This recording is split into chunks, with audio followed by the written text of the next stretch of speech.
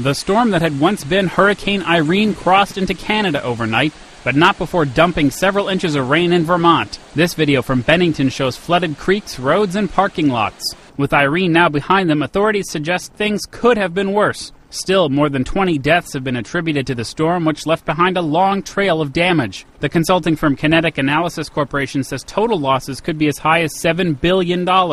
In North Carolina, the infrastructure losses include the only road to the 7 villages on Hatteras Island. Irene's heavy rains caused flooding in New York, where more than 300,000 people had been evacuated. Public transportation had been shut down for Irene, but buses were back up and running Sunday. Subway service returned this morning, but officials warned of long lines and long waits. In New Jersey, the flooding was not just a problem for people in Lincoln Park. They literally had to float the sheep out.